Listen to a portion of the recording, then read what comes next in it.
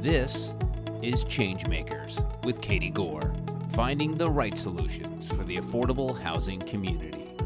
Today's changemaker is Laura Archuleta, the president and CEO of Jamboree Housing Corporation, one of California's leading nonprofit affordable housing developers, who are serving more than 20,000 residents statewide. Laura, thank you for joining Changemakers. Katie, thank you so much for having me. It's a real honor to be here. Many of us have started in housing, and I am really excited to share certain things about what Jamboree is doing. But many of us have a personal attachment to why we're in housing. And I know that you have some lived experiences that brought you through this journey. So, can you start us off from that point before we really get into the nuts and bolts and the nuances of what we're all doing today? But can you walk us back a few steps? Sure. It's so interesting how it happens, right? Is growing up, I grew up in a suburb in kind of East Los Angeles County in a single family home. And my dad worked, my mom stayed home, just a really, really nice community. But what I didn't realize was that was not always the case for my mom. My mom grew up in public housing back in Massachusetts in Chelsea.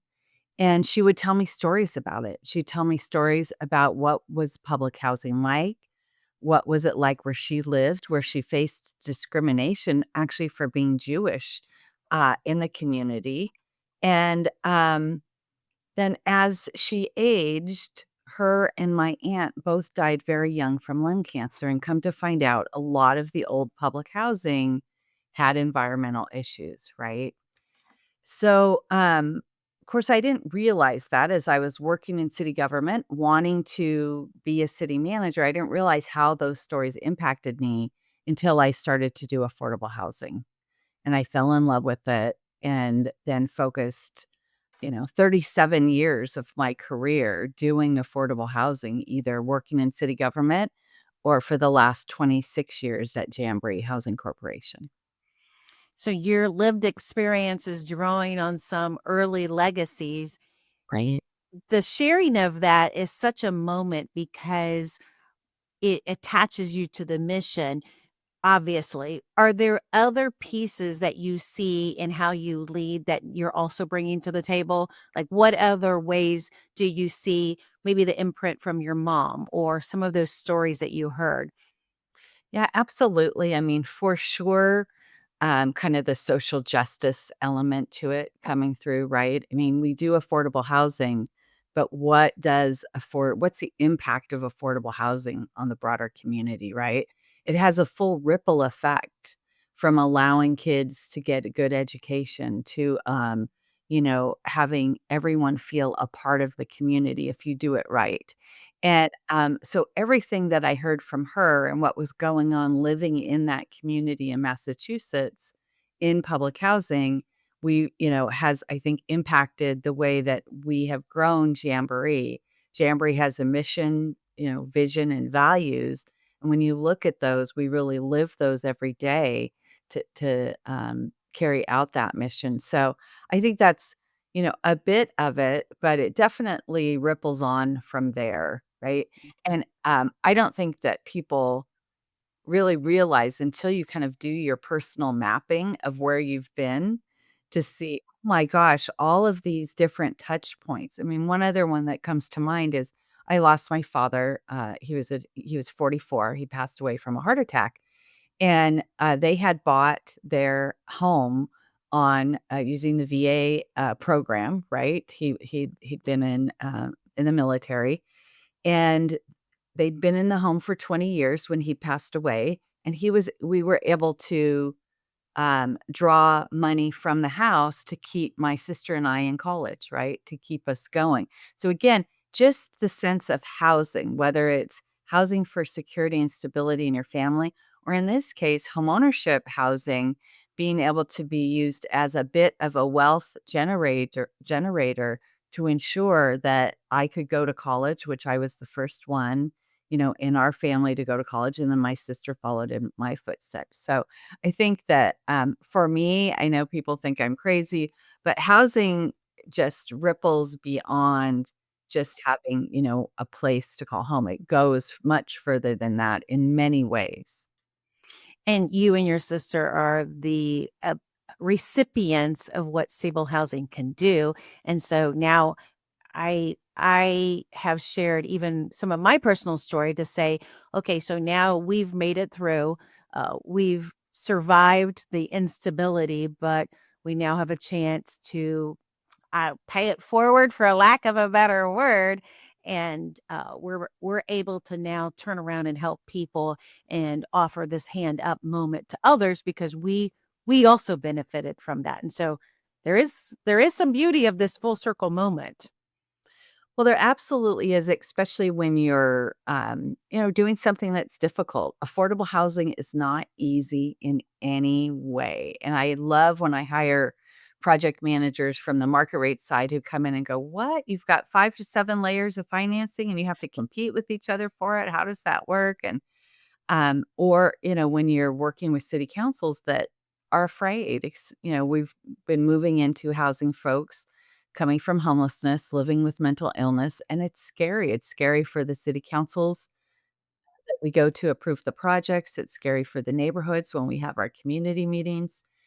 So having a lot of recent examples of the impact we're making is really important to keep us pushing forward. Mhm. So let's talk about what you're doing with Jamboree and what kind of funding you're doing, what kind of goals you have. Let's get into the details here. How many units you have under development? How many units you have? Just share with us and give us some perspective on Jamboree's Housing Corporation, because being a nonprofit affordable housing developer is a very unique niche, isn't it? Yeah, it is, and, of course, when I went to school, I didn't really realize that there was this whole industry. What I love now is we actually are seeing programs being created at many of our universities that are specifically for real estate development with an emphasis in affordable housing, so I appreciate that, but, um, yeah, so Jamboree Housing Corporation, started locally in the city of Irvine. The city council had seen some of the work being done up in Northern California and thought, hey, it'd be great to have a local affordable housing developer in Irvine. And they passed a resolution and Jamboree was formed. Um, we were, very small. I think I was employee number 4 when I got there. And have done a little bit of everything in affordable housing that's not, our housing that we do is not being met by the marketplace, is how I'd put it. Mhm. So when I first got there, they were doing first time home buyer programs, both administering a loan program and building with in joint ventures for sale first time home buyer condos. So that was a very short lived kind of program. We moved into multifamily housing pretty quickly, seeing that we could have a larger impact. And so we started working with our city partners. Back in the day here in California, you had redevelopment agencies, and redevelopment agencies had quite a bit of funding that was dedicated to affordable housing. It couldn't be used for auto malls or shopping malls. It could only be used for affordable housing. And so my 12 years working in city government really paid off for Jamboree because I was able to work with city partners that I knew, that trusted me, that we could bring in Jamboree and show how we could actually develop new housing ground up. We could do acquisition rehabs. We've acquired mobile home parks where we've been able to preserve them and improve them. So, a variety of funding sources, traditional tax exempt bonds and Mhm. 4% tax credits, as well as 9% tax credits a little further on as we grew and had the funding to pay for the pre development needed to get all the points competing in the 9% tax credit round. But we've used, kind of every type of creative financing tool out there. We worked with local businesses who have contributed to our projects. both a large healthcare system in Orange County has contributed, helping us buy land as well as some gap financing.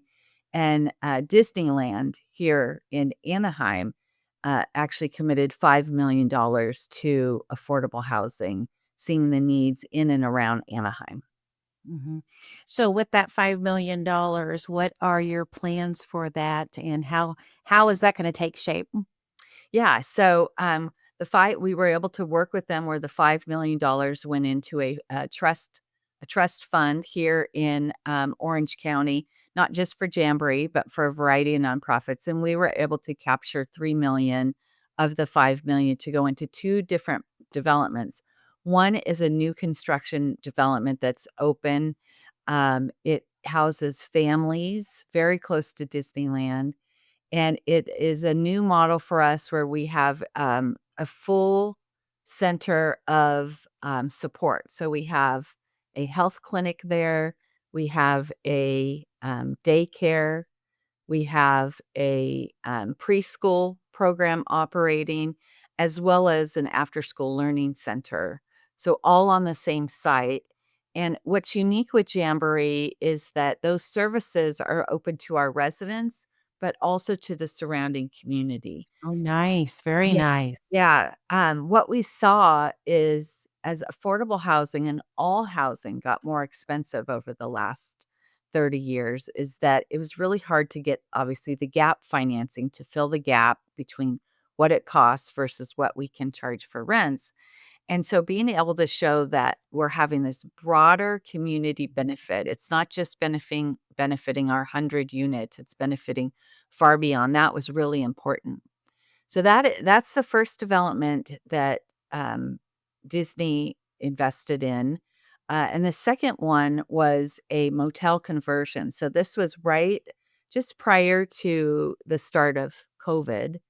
Um, Here in Orange County, we had quite a few homeless folks living, along the riverbed, in encampments, and a judge came forward here in Orange County and told cities, "Look at you really need to be housing your homeless." And so we had been working for some time and getting a little bit of momentum, but definitely as more attention grew on the homeless population, we had more cities coming to us looking for options. And in Anaheim specifically, we worked with them on creating a motel conversion ordinance that got adopted. And then we acquired a motel. It was an Econo Lodge that we were able to purchase and renovate it, redo the rooms, and turn it into permanent housing for folks who were coming directly from homelessness, directly off the street. And in that property, there's a set aside for our veterans also. And so that Disney invested in, and at the time, the president of Disneyland here came to the grand opening and was just really moved with being able to do that work. So those are the 2 developments that they invested in with us, and they're also helping other nonprofits really throughout the county, improve housing. What does the wait list look like to get into both of those new developments? Like, tell us a glimpse of supply versus demand dynamics. Yeah, I mean, Orange County itself is just it's such a high demand county. It's a beautiful county, right? High employment opportunities, obviously the beach, the climate, everything that comes along with that. And so when we open a new property, the wait lists are thousands of people for like a 70 unit development. We'll have 4,000 people on a waiting list. Those developments in Anaheim are kind of unique. The motel conversion, the folks living there were taken off of the coordinated entry system because they are coming from homelessness. So Mhm. there's more agencies involved with that. The county's participating in that, the County of Orange. Um, and Finnemore Place, the family property that I had mentioned with all the services there, we did handle that lease up, and so folks, put in their applications, and we just go right from the top and see who qualifies, but it is somewhat like winning the lottery to get a unit, and, recently, we had some of the families there were interviewed, and I mean, we have a family there that has 2 children. Both of the parents have 4-year college degrees, and they're living in affordable housing because their chosen careers, just the starting wage is just not enough to afford a $3,000 or $4,000 a month rent. The rents here are astronomical. So, Mhm. when I first started doing affordable housing, affordable rents would be 450 to 650. Now our affordable rents are 1,000 to 1,800. So, Mhm. they've really, uh, in my mind, having done it for so long, it's hard to think of that as being affordable, and I'm sure throughout the country, people are thinking, "You know what?" But for Orange County and, the state of California, it's really, rents obviously have just skyrocketed. Both of these are great highlights of partnerships and vision and how you guys are solving some of this housing crisis. I want to mention 2 others that I read about and have you highlight those as well. Salida del Sol Mhm. and Heroes Landing. Can you talk more about those 2 in particular? Yeah, absolutely. So let me start with Heroes Landing because it's probably a little closer similar to the first 2 developments I described. It's in the city of Santa Ana. And in that, development, it is specifically for veterans. It's a dedicated property for veterans. It has a service center that, services all veterans kind of throughout the area. So that, again, is really nice, bringing in more resources for our veterans. The land there, we optioned the land, and, the St. Joseph Health System gave us the funding, um, Mm. $9 million to take down the land, and then we were able to repay them through once we got all of our construction financing, our VASH vouchers from the VA, and we put together all of the financing for that property. So, what is, I think, unique about that property is definitely the service center having 5 different service nonprofits. They're located on site to help, again, our residents and the broader community. And it's also, in serving veterans, very interesting because you have a wide range of age of veterans who, Mhm. are looking for housing that may have had some traumatic events while they were in the military that they're living with that have caused issues for them, and, so having them housed together, there's a real benefit of them being able to work together, identify together. We've also been successful at hiring property management staff, as well as we have a top level services staff person who is a veteran. And so when you have people who have lived experience that other those veterans can relate to, it really makes a difference. So that's Heroes Landing. It's a really, really beautiful property that is, I think, changing the lives and helping the lives of the veterans that live there and those in the community.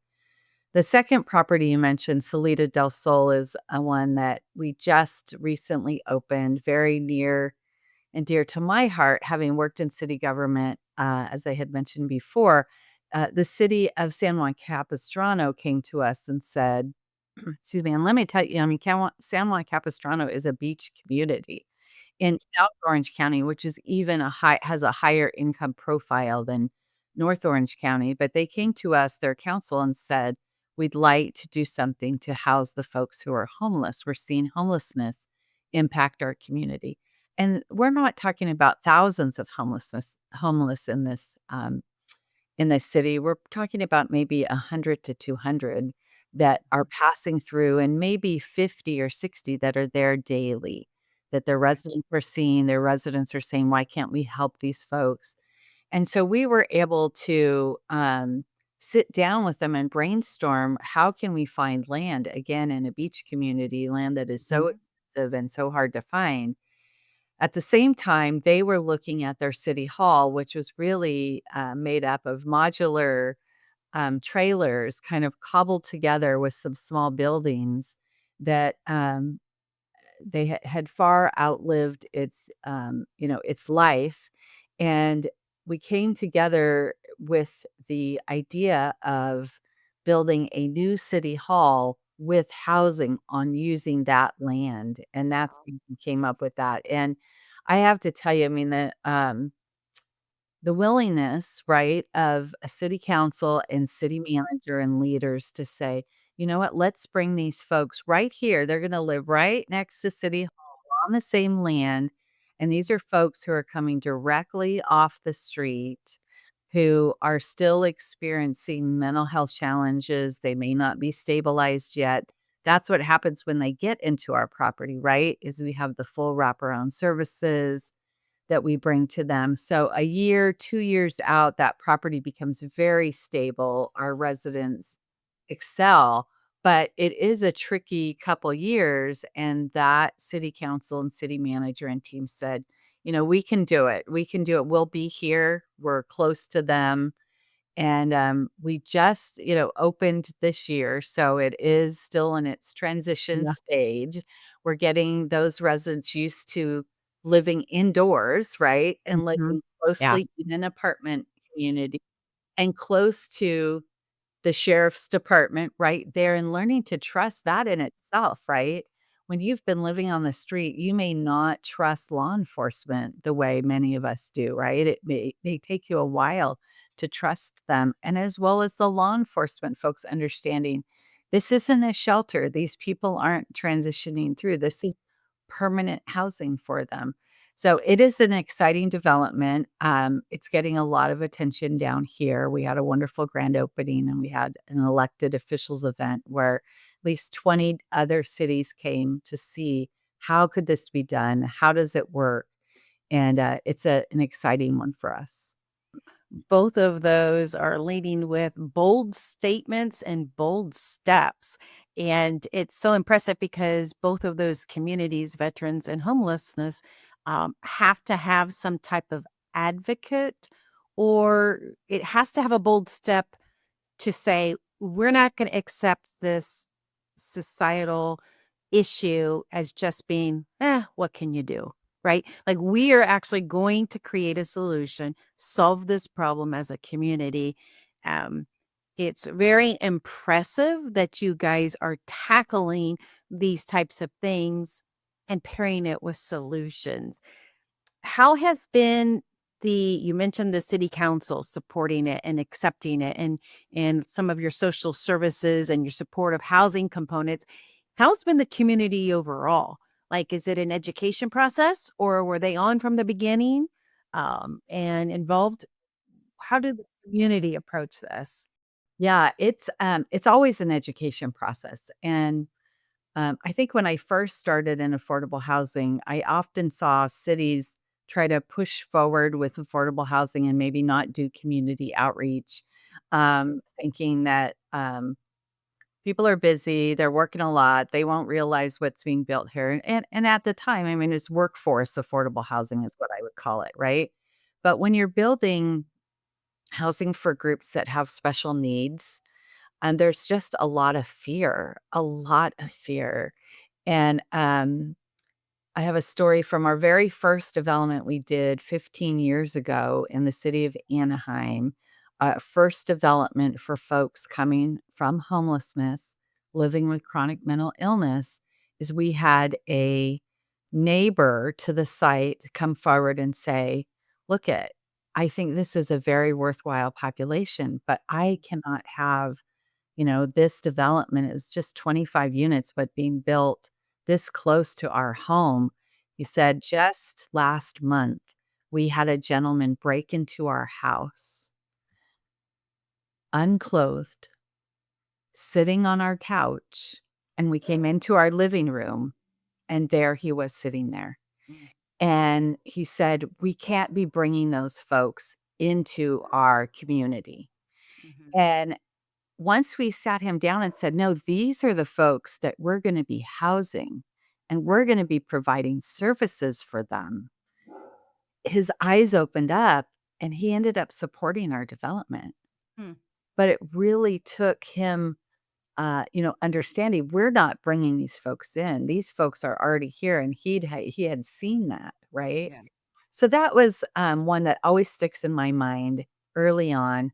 Right now, we're going through a development here in the city of Brea, which is in North Orange County, a beautiful community, lots of beautiful homes and shopping and very high job rich community. And they don't have a huge homeless problem, but they probably have 30 to 50 folks kind of wandering through. And we're proposing a small project under 40 units. Um, and it's people are nervous about it. And so we're doing a lot of community outreach. But, I will say that we've learned a lot also in the last 15 years at Jamboree. And so it's much easier for us to sit down with the council person and say, those first 2 years, it is a transition time. You may see the residents sitting outside the property more because they're used to living outside. They may not be living inside. Um, we will put more staff on site. We will just have more staff there to help those residents transition. And so we've learned a lot and we've learned how to talk about it in communities, understanding it's very interesting because the fear around housing folks with special needs, I think is very different than the pushback you get when you're developing workforce affordable housing. So folks who are the working poor, I feel that when you're developing housing for folks who are more just the working poor, there's a lot more, I think, uh, discrimination, racial discrimination that comes in, at least here, what I see in California, in that opposition. It's not fear of, oh my gosh, they're poor. It's who are these people? And they're going to be different than us. Mhm. When we're building housing for folks living with special needs, it's more about the fear of the people. What are their special needs? Yeah. And how will it impact me? And then in terms of opposition, overarching, right, there's the financial side of people here in California and probably throughout the country. Your number one form of wealth creation is through the house that you've purchased, Mhm. right? And how will this impact the value of my home is always considered, right? And so we have done studies partnering with UC Irvine and other academic institutions to look at, does affordable housing reduce the value of your property? And it does not. And that's now we have these studies that show that. Mhm. Um, in some cases, it can possibly increase the value of your housing. And I would argue in my example in Anaheim, where we built the special needs housing there, if you're taking folks off of the streets, that's going Right. to increase the value of your real estate, right? Mhm. Mhm. So the community has got to go through an education process, but it also sounds like you guys have been refining your tools of advocacy for this too. And that has probably helped a lot of the success that you guys are seeing. What is it moving forward for your strategic vision, where you want to see yourself? Because you guys have had some great success so far. Where do you see yourself in the next 5 years, decade, however far you want to future cast? What would you like to see yourself and Jamboree doing? Yeah, so looking out 5 years, we just celebrated our 35th anniversary, so that is always the question, okay, what does the next 5 years look like? And, affordable housing, parts of it have really gotten more difficult, having more layers of financing added to your property. It just Mhm. takes more time, it takes more staff, more complexity, and it costs more, right? Each funding source adds a cost that comes along with attorneys and the whole the whole shebang, as I would call it. Yeah.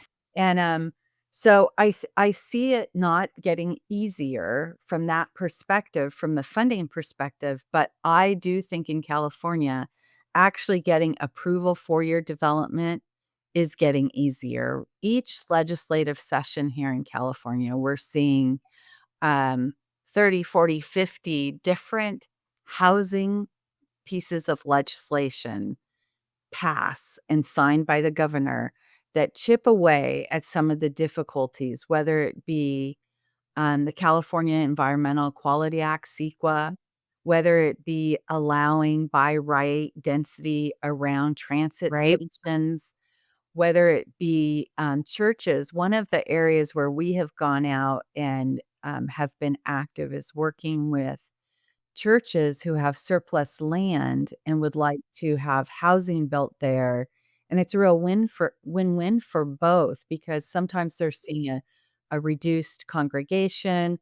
It can bring some revenue to them. So if we can create a shared vision together, we can do some really cool things. Well, we initially had to go through kind of some difficult, community meetings and getting the council on board with that.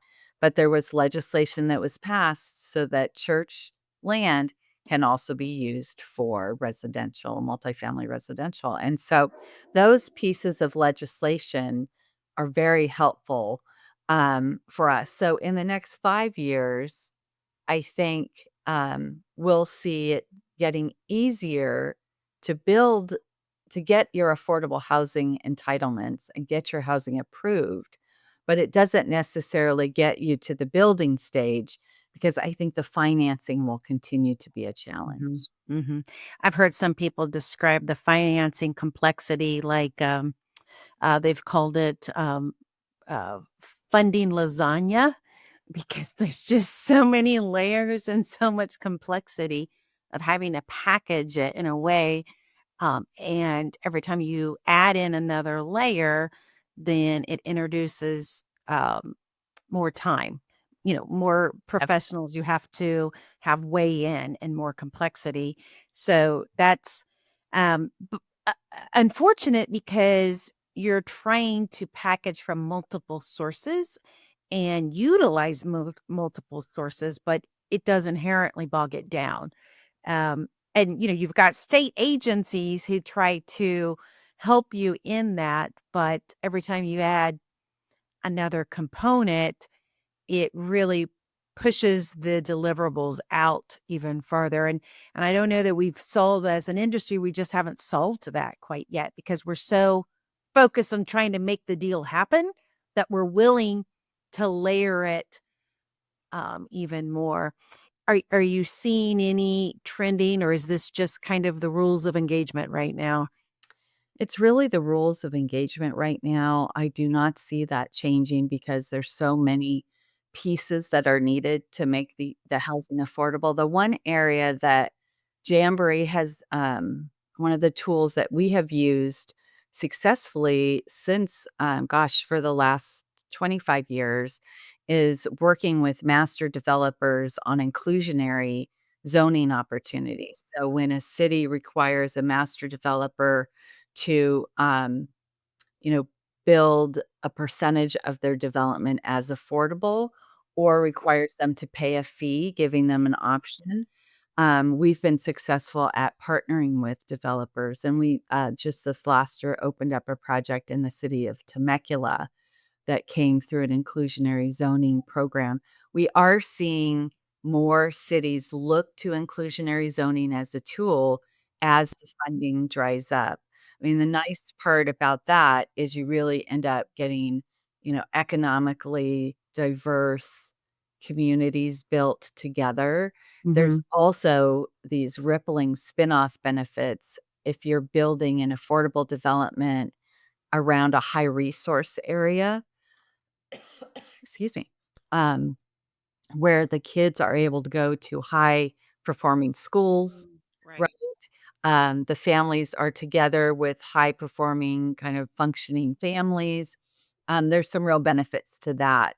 And so I am seeing more cities look at inclusionary zoning Mhm, and how to put those programs together, and be very successful at bringing a new tool into their toolbox. mhm. Are there exemptions or waivers that you really, really wish you would have in your pocket to speed this along or to provide better cost savings for you guys as developers? Well, definitely by right development, having overlay zones. Some cities are adopting overlay zones Okay. where if you're developing, an affordable development that's 100% affordable or 50% developer or affordable, that there you can move much quicker. I mean, we have 2 developments that are both open that each one took 10 years to develop for a whole variety of reasons, whether it was going through the entitlement process, getting community support, putting together the financing, because above all of this is just the general economic um, elements going on and factors going on right in the country and in the state. So we may think we're controlling for the affordable housing issues, and then you have interest rates run on you, or you have Yeah. a pandemic hit, or you have supply chain issues, or you have tariffs, or whatever is hitting the overall marketplace comes down and hits us also.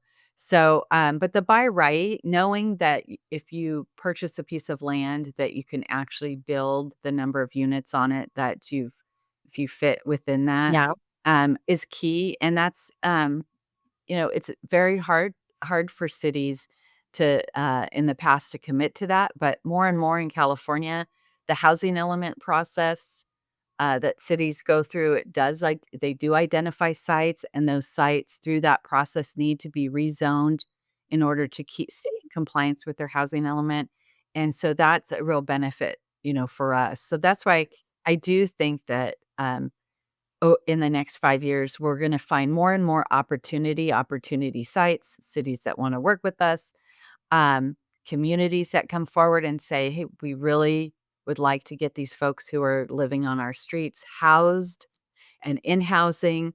Um, but it's really now, how can we pay for it is the issue. And you guys are doing it in a way, not just how can we pay for it, but you're trying not to sacrifice quality and integration with the community. Because one of the things I noticed is that you guys are purposeful about your design and how your design is trying to impact connection, stability, wellness. And you're still trying to do this on budget, which I'm Yeah. sure is difficult because the market's moving so much. Speak to, though, how important this design piece is for you guys as an entity too. No, it's a great point because, some of it is right. We were born out of the city of Irvine, which is a very, very thoughtfully, planned community, well known throughout the country for being such a planned community and high development standards. And so we just kind of were born with this belief that what we're building should be of the same quality of what's being built in our communities where we're building. And so that's what we started. And I would say now I think that reputation comes with Jamboree. So if a community comes to Jamboree and says they want to work with us, they know that that's what they're getting. But there was a time when I'd have cities maybe out in the Inland Empire come and say, well, we don't need that Irvine quality here. We don't need Orange County here. But I tell you, once you start working with them and you start doing the drawings, the questions are, well, do you think we could get this? Do you think we could get a pool and a clubhouse? Do you think we could get an after school learning tutoring lab? Well, yeah, Ken, let's work it in, right? People do want that. And everyone wants to feel proud of where they live, right? Everyone wants to feel proud, and it just changes people's thinking. They see that there's a future for them, right? There's no reason to lose hope. They're getting in this stable housing.